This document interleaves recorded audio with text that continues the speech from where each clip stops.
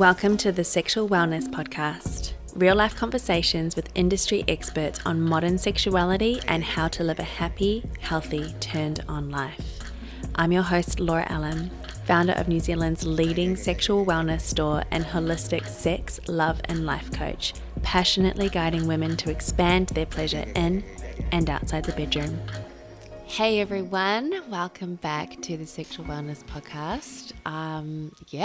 Oh my goodness, so much going on today. I put a shout out on my Instagram earlier this week, getting you all to write in with your questions and, what you're struggling with when it comes to being separated from your beloved in this crazy time of COVID. So yeah, a lot of messages came through, and thank you to everyone. What I've done is I've sort of grouped them into common themes that I was seeing, and I've sort of spoken into them collectively. So while I'm not going to go through and do a Q&A style for this particular episode, I hope that what I bring to you is answering your questions. So before we dive into the potty, I just want to let you know that next week I am starting something fun and fresh and new on the podcast, and it's going to be called the Sexcapades series. I just sometimes when you just, things start to feel stale and you're just like, I'm ready for a change. And I got interviewed on another podcast a couple of days ago, and I was reminded of how fun and pleasurable and amazing it is to connect with other humans on a topic that I am so passionate about, and to laugh and to share stories and to just be really real and flow in the moment with a conversation. So Sexcapades, I'm going to be bringing on a really amazing co-host. You may recognize her from one of my earlier episodes. We just vibe together, and I'm super looking forward to this series, because it's just going to be so much fun. And you know what? I am fucking ready to have way more fun. I don't know about you guys. I mean, my life is pretty damn fun every day, but lockdown life ain't the funnest. So I'm trying to amp it up for all of you guys as well. So get ready to hear some really, really amazing content, some really amazing information, some really hilarious stories, and you can just grab your favorite cup of tea and join us and laugh and feel like, you're a part of this really beautiful sisterhood. Also, one more thing really quickly before I get started is Heartspace is open to the public. I've released it now, so the pre-sale is over and now it's in the public. And I was going to raise the price. I guess it's kind of how marketing tells you to do it, but I already feel like I've priced it perfectly. It's perfectly valued. I don't want to sell it for $1 less. I don't want to sell it for $1 more. And it's amazing. The feedback from it so far is incredible, and it's so on topic for everything that we're experiencing right now. And we're going to see this in the podcast content here, because so many people are struggling with that lack of physical intimacy and really longing for touch. And so incorporating a really beautiful breast massage practice and self-touch practice into your own life is going to help to alleviate some of those symptoms. And when you purchase it, you've got it for life, and it's a toolkit that you will just have in your belt forever. Yes. Anyway, enough about that. Let's just get into the podcast now. So the first point I want to bring up with you, I've got, how many points have I got here? 1, 2, 3, 4, 5. 5 points total. And yeah, the first one that we're going to be getting into is that lack of physical intimacy piece. This is definitely the most popular topic. People were really struggling with the fact that they were apart from their lover and they were missing cuddles, they were missing sex, but not just that. It was touch and just being in the same sort of space as their beloved. I also had a lot of people talk to me about love languages and really feeling that having that element available to them in their relationship when it comes to physical intimacy was, a really important need for them when it comes to feeling loved. So I really feel you in that, because of course, romantic intimacy, sexual intimacy, physical intimacy is the glue that binds us. And then without that, it can be deeply triggering and start to bring up a lot of those fears, a lot of the insecurities, and it can also just suck, like maybe you're still feeling okay. It's like, I'm doing fine, our relationship is fine, but oh, god damn, I miss my man right now. Yeah, and so I totally feel that too. So, obviously, the first thing that I want to come to you with this piece is, self-touch is going to be massive for you. It's never going to replace your lover's touch, of course, but by having a beautiful practice where you are able to be there with yourself, give yourself the kind of physical touch that you're needing. It doesn't have to be sexual, okay? It can just be like a little massage. I love doing breast massage because it's just so helpful to get us out of that fear and anxiety that's happening a lot at the moment, and bring you back down into your body. Also, doing practices like that releases beautiful, happy, like delicious hormones like oxytocin, the love hormone. So that is going to make you feel connected. And so what a lot of you are really longing for is that sense of connection, and physical intimacy has been one of your like core pillars in achieving that thus far. So now is a beautiful time for you to start exploring what other types of intimacy that you can create and get comfortable with. It's also a beautiful opportunity for you to do some self-reflection on, what is making me so anxious about this missing piece here? Like, is the sex and physical intimacy in our relationship something that I believe validifies our love? How secure do I feel in this relationship without it? Is that something that I need to look at? Do I place too much of my attention and too much of my self-worth for love on sexual, physical intimacy? So that's something that's been coming up a lot for my clients, and it's painful. That's like a real ego death smack in the face, and that can be really painful to work through. So if that's something that's resonating with you, reach out, give yourself heaps of love and support, and just know that it's not bad. It's actually really amazing when you have these awareness bubbles that just, boil up in your brain, and you're like, oh, all of a sudden I see now with more clarity. And the thing is with awareness is now you've got the power to, evolve or adapt and change and learn new ways. So yeah, really start to get creative. I'm going to give you some ideas later on in this podcast on how to get your connection needs met in ways that aren't, obviously sexual. So the next point I want to come to you with is really following on from that, and that is dealing with separation insecurities. A lot of people wrote into me feeling really anxious in their relationship. So again, it is complex because everyone is completely unique and different. What's happening in this lockdown period is it's going to be amplifying all of the, I'm not going to call them cracks, because that can kind of make it seem like your relationship is doomed, but it's going to put a magnifying glass on the little things that might need some attention or healing that perhaps don't feel nice, because it's going to be really amplifying all of the ways that there's creating tension in your relationship, like all of the little things that happen in your relationship that aren't quite as smooth as butter yet. So it's really an opportunity for you and your partner to start to iron out the creases in your relationship. Gosh, I'm making this sound very relationship based. And I guess it is. This podcast is mostly speaking to people who are in a physical relationship. But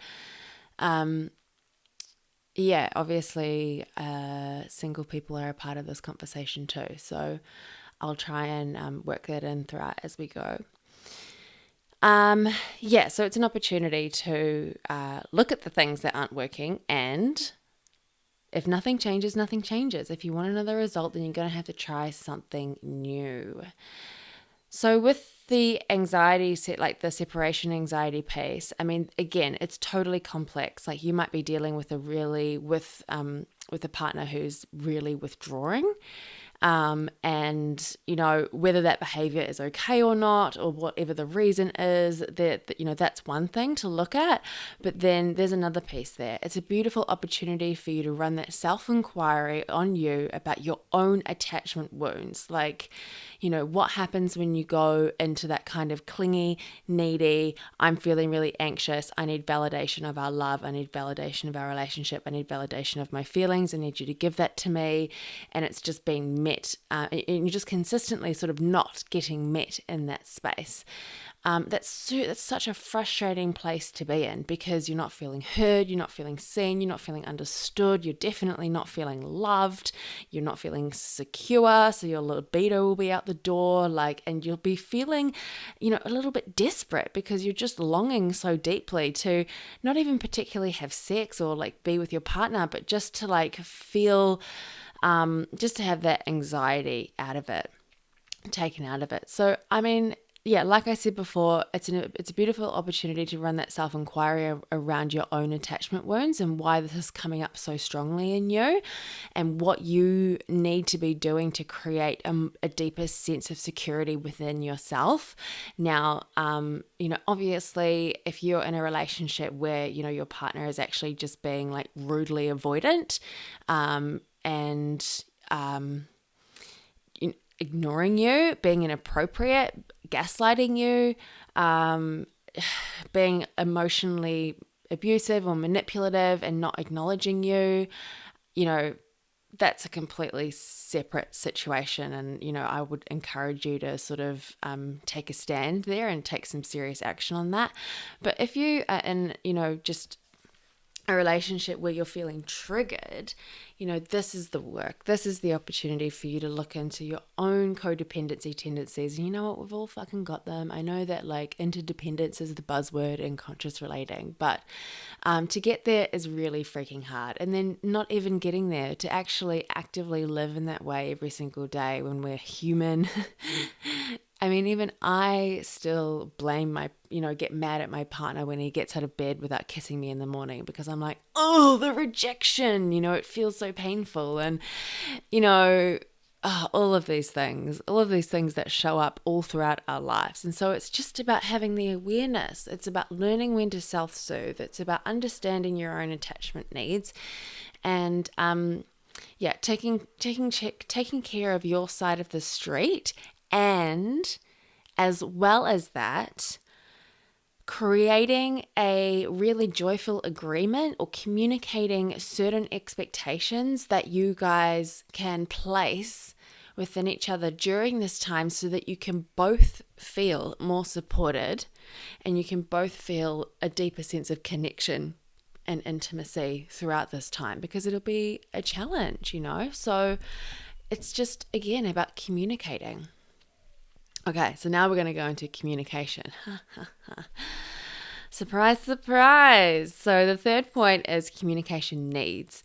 Everyone has different requirements when it comes to what we need in terms of communication, and that will be different, again, in these new circumstances that we're under at the moment.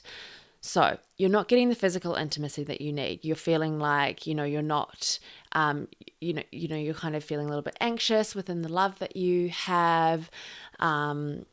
You are longing for a feeling of connection, love and trust, security, just just really something that feels really meaningful and fulfilling when you do engage and interact. But to get there, it can take a little bit of trial and error, and then also communication around what it is that you need to create that. And that's just a conversation. That's saying, hey babe, can we just make a time to talk about,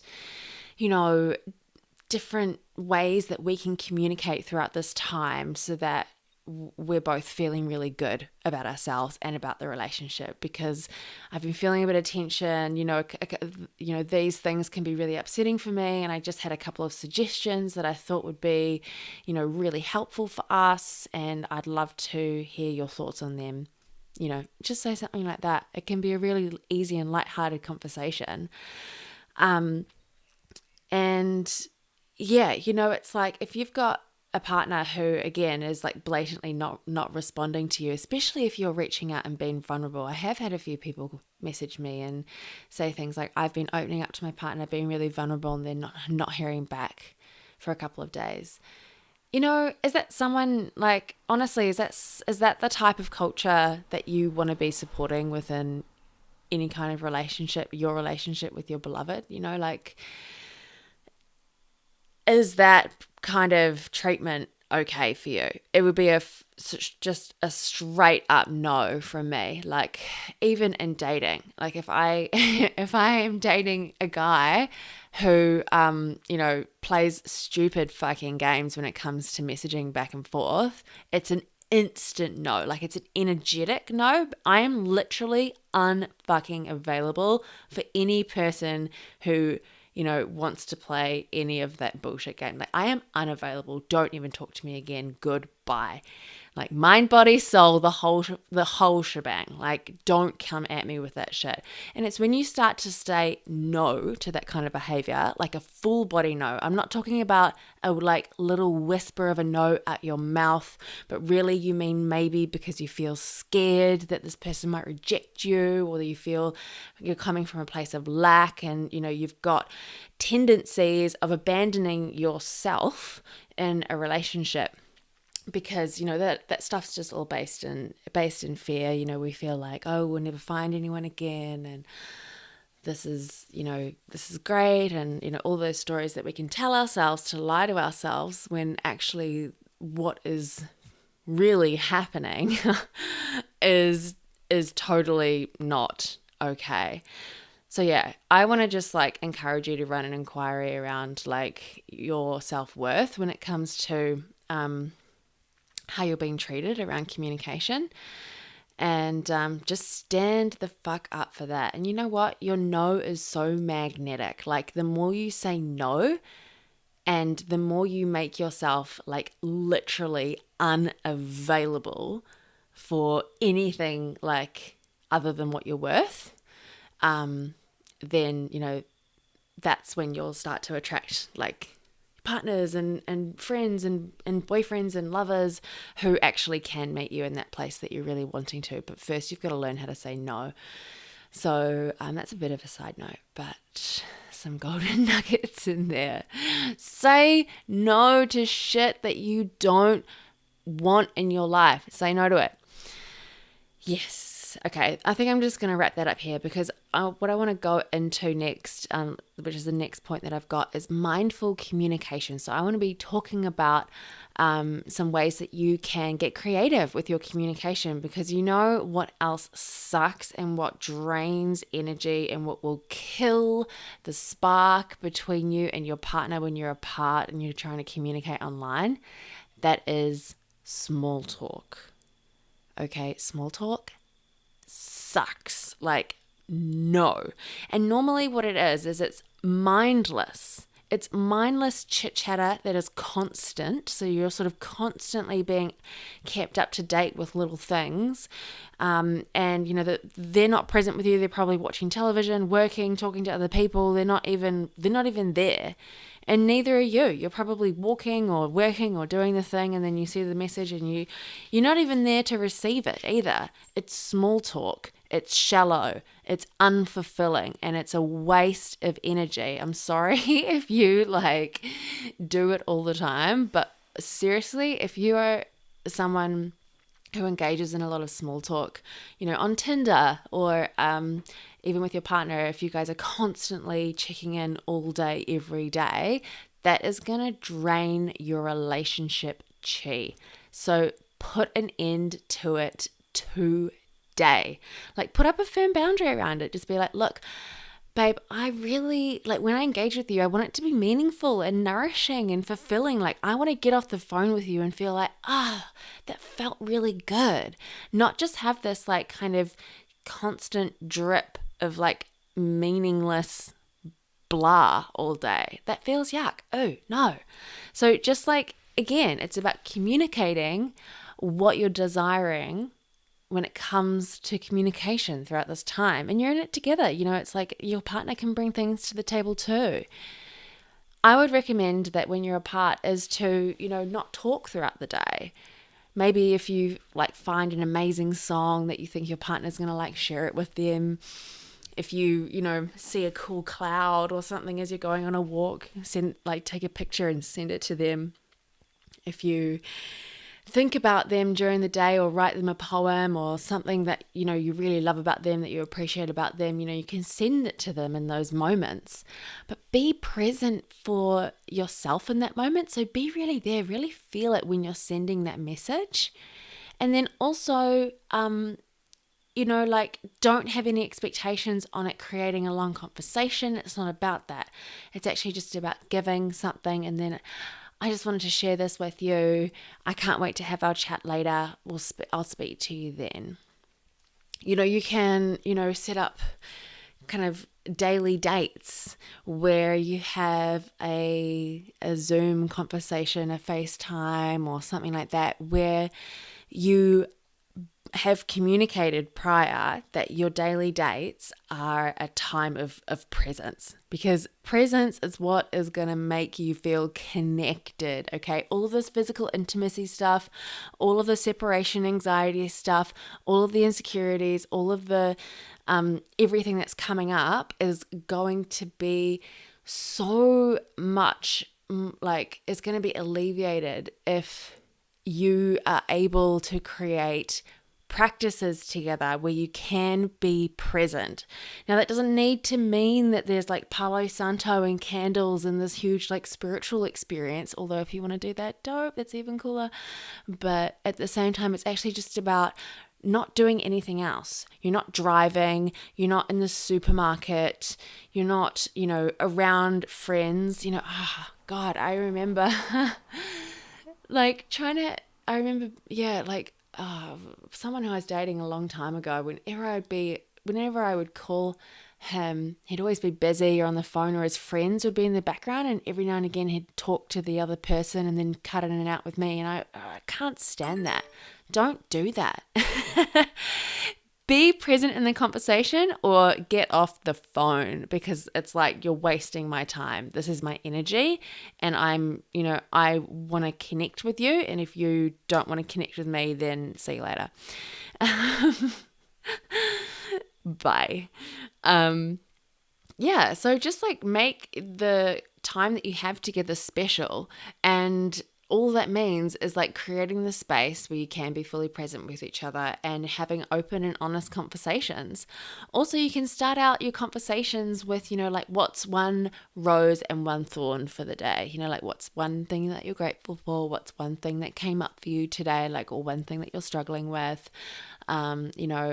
Like one thing that you loved about me today, or you today, or, just like, you can have little prompters like that to sort of, bring a little bit of a container and a conversation starter in the day. And also, when you're asking your partner a good thing and a bad thing, it can really invite them to, I guess, drop in and be real with their feelings, be real with what's on top with them, to sort of inspire a slightly, not like super deep conversation, but just something that's real, put it that way, because there's nothing worse than just, again, like small talk. Even if it's present, it's not real. So honesty is important. Real conversations is important. Laughing is important. All of those things. So create a container where you can go there. Okay, so I've got a couple more tips when it comes to mindful communication. So often, we actually don't even want to talk. I've got nothing to talk about. I just want to be in your space, you know? So what would it look like if you were to arrange a pre-bedtime, book reading session together where you just get into bed and you're naked or you've got your nightie on and you look, like super sexy, but really effortlessly, like you didn't try, but you just like ooze goddessence. um get into bed, the lights are dim, and it's not about having a big long conversation. It's just about being next to each other on the phone and reading a book together. You can read a book out loud to one another, or you can simply just read next to each other in bed like that. And so when you do things like that, it's just the being there that can feel really comforting and really just a beautiful experience to share, because that's something that's so intimate that normally, only your partner would get to experience with you. So it's about maintaining those exclusive moments together and not putting pressure on it to be, a sexed, it doesn't need to be anything like that. You don't need to talk or anything. Like, you can just be there together. Another great example with that is cooking together. Just put the Zoom on, cook a meal together, talk just like you would be when you were at home. Like just coming in and out of conversation, little things pop up and you're like, oh, this thing happened today. And oh, what do you think I should do with these onions? And, just like making it like a real life kind of homey situation of something that you would be doing anyway. You can, make really wholesome memes and send them to each other. Just like being creative with your communication. Okay, and this again comes into the small talk piece, because small talk is so mindless. There's no care in it. There's just no juice in it. But when you take time out to like create something funny, or like a meme, or like writing a love letter, or just little gratitude letters to one another, that stuff means something. There's heart in that. The heart, you guys, I talk about the heart all the time.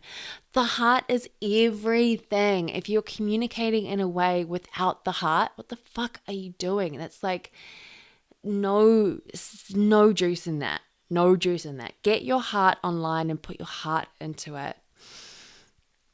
So yeah, like also co-working together. If you are really in a space where you're feeling like you are desiring just a little bit more presence, just be like, hey, let's just co-work together for the next hour or something, and just put on Zoom on the desk and put some music on and have the odd laugh. If that's within your relationship culture, if you normally work together, there's ways to do these things, and to take pressure off the conversation in terms of like needing to have something to say, and then just turning it into, let's just be together and enjoy this moment together. Okay, so we're going into the final point now. And that is keeping things sexy, but in a way that suits you. Oh my God, people, honestly, the amount of women that I had messaging me, asking me like how to enjoy phone sex because it just feels really weird, and, all this kind of stuff. And I'm just like, what? Why are you having phone sex if you don't enjoy it? Okay, there's going to be so many listeners out there who are just like, fuck yeah, like, get me some phone sex ASAP. I love it. But there's also going to be so many of you who are just like, it feels uncomfortable. I can't actually get aroused. It feels a performance. It feels fake. I feel uncomfortable. I like being sexy and I love connecting with my partner, but there's something about doing it in that dynamic that just makes me feel a little bit weird. What should I do? Okay. Don't do it. Like, don't do it. So the goal throughout this time is to maintain desire and romantic connection. If you're having phone sex, like Zoom sex, FaceTime sex, whatever, like Skype sex, in a way where your heart's shut down because you're not turned on, you feel awkward and weird, so your heart's not in it, juice is gone. and you're doing something that you actually kind of really deep down are just like not really enjoying that much, even though it's like you want to have fun with your partner and all that kind of stuff, but like it just doesn't feel right. Your intuition's saying no. Like all of these things are actually just gonna do the opposite of the goal. It's gonna kill the desire, and it's gonna kill the romantic connection. Don't do it. There's so many ways to be seen and to feel sexy and to like build so much erotic tension in your relationship, without having like physical, like full visual phone sex in front of each other. You can do kind of like everything, but it's like, think about it as like the longest foreplay session ever. Sending really beautiful, like sensual selfies of yourself where actually you're naked, but he can't see your nipples or, your sex. He can only really just see the shape of your body. Something like that is going to be highly magnetic. Again, going into that magnetic piece, because there's a little bit of a holding back there. There's a little bit of a no. And look, side note, if you like just love being full frontal, like tits out and sending that stuff to your man, like go hard. I'm not saying that that's wrong, but for those of you who actually don't enjoy that, which is a lot of people, but we feel like we have to because that's what we need to do to be, quote unquote sexy, especially like, during this time or like being in a long distance relationship. No, that is not the meaning of sexy, and that does not necessarily create or maintain a sexual chemistry between the two of you. The secret sauce and the magic is in mystery. Keep the mystery in there. Send him pictures of, your hair just touching your collarbone, and then almost go down to like where he can almost see your nipple, and then like bring the camera back up to your face where you're biting your lip or something, just really kind of suggestive and very sensual, but very mysterious at the same time. Now, something like that is going to keep the desire and the sexual spark alive in a much more amplified way than you putting yourself in front of a camera when you're not feeling comfortable and just pushing yourself, forcing yourself to do it because you think you quote unquote should. You don't have to be masturbating in front of each other to be having like lockdown sex. Like that's not what the definition of lockdown sex is, or that's not what the definition of like sex in a long-term relationship is either. Not long-term, long-distance relationship. It's just about finding ways for you as an individual to feel sexy within yourself. So again, self-touch, heart space. Get into heart space. Seriously, this is like beginners 101 for this stuff.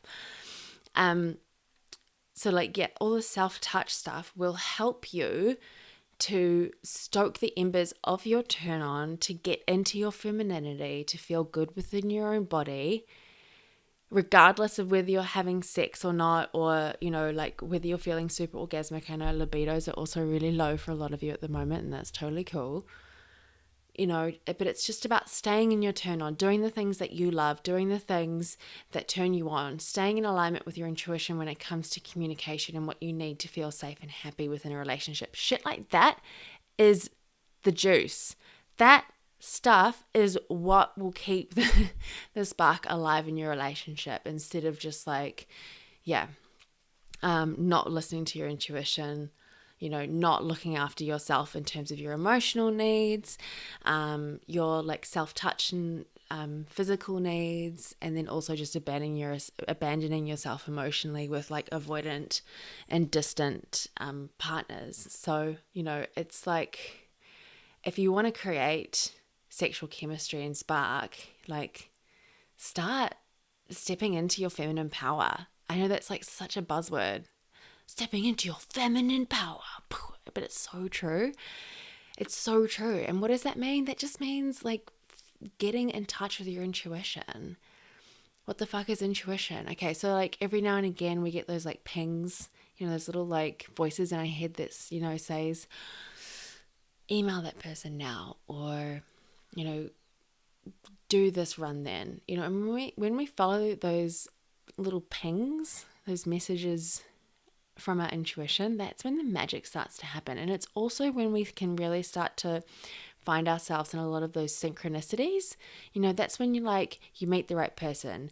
The guy in front of you at the line in the dairy smiles at you and flirts with you and lightens your whole day because you followed that ping. You went to the dairy for no fucking reason, but then that's the thing. You followed the ping.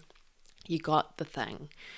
So start small. If you're someone who just has not been connected to your intuition at all, start really, really small. Just start by, meditating, getting really quiet, journaling. Again, any kind of self-touch, body massage practice will be really helpful to keep you in your body and out of your mind so that the messages that you're getting are coming from a more authentic soul space as opposed to a really heady, potentially anxious, egoic space.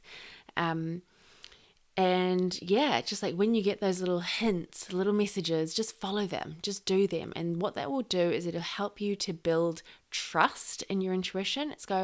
It'll help you to realize that it's safe to actually follow your intuition. And as you get better and better at it over time, you really start to build the tools around you to live in a way in the bedroom, in your relationships, in your career, in your whole life, to live in a way that really lights you up and turns you on. And that's why this stuff is super duper important. A little bit of a side note, but still really, really relevant. So just with all of this stuff, follow your intuition and make sure that you aren't doing anything that is just feeling a little bit yuck or not right for you at this current time.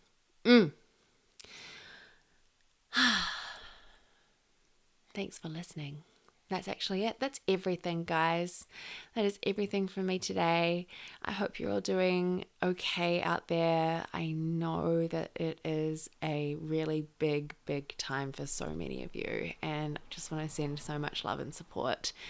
And yeah, don't be afraid to reach out to me. You can follow my Instagram. That's where I love to show up the most. I am on there daily, serving up some big time sensual energy as well as all sorts of feminine well-being, lifestyle advice. So yeah, come and join me over there. It's my handle is _Laura, LAURA _Ellen, ELLEN. And yeah, always reach out if you've got a question, send me a DM. I get back to every single person who writes to me. So yeah, get in touch, and thanks again for listening. If you enjoyed this episode, hit like and subscribe or share it with someone who you feel could benefit from hearing it too. My mission is to bring healthy sexuality to the mainstream, so be sure to leave your 5-star review on your favorite podcasting app, because that way this content can land in the ears of those who need it the most. If you're looking for more resources on how to live a turned-on life, check out my website at www.laura-allen.com, where you'll find events, coursework, free downloadable workbooks, as well as my coaching packages. And lastly, I want to thank you for taking the time to prioritize yourself in this exquisite way, because when we do, that's when we can really start to show up for the rest of the world. And until next time, thank you so much for listening, and I'll be back with another episode soon.